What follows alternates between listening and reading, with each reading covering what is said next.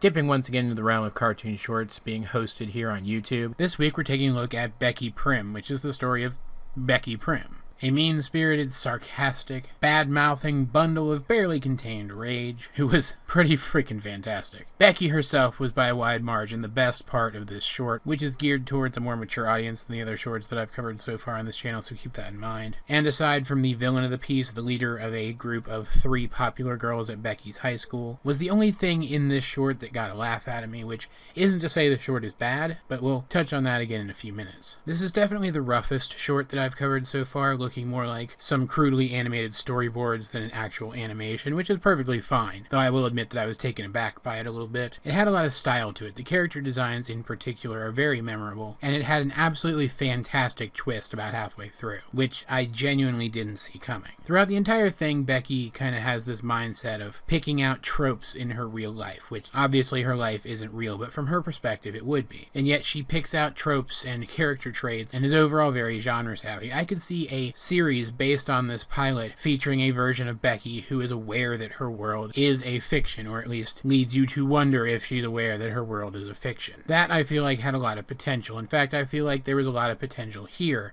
but I do have some problems with this short, most of which stem from the fact that it just seemed a little too much. Everything about it just seemed a little too much. Like, I know what they were going with the characterizations, but every single character in this felt just a little too overblown in ways that weren't really that amusing, charming, or funny. The only exception to this was Becky's friend, whose name I do not recall, I apologize, who seemed like the only normal person in this cast of characters. You kind of get the sense that she would be the audience insert, but we don't really get to know her well enough here to connect with her as an audience the way we would in a longer format. There's also the fact that this just came off as very mean-spirited, and I get that was the point. And while I do like dark humor and I do like mean-spirited humor from time to time, this was just a little too much for me. Again, I see what they were trying to do with it, and I see the potential of this story, especially with, like I mentioned, the great twist in the middle. But the short overall just didn't really do it for me. Those are just my opinions, however, so I do recommend that you go check out this short for yourself, assuming that you haven't already, because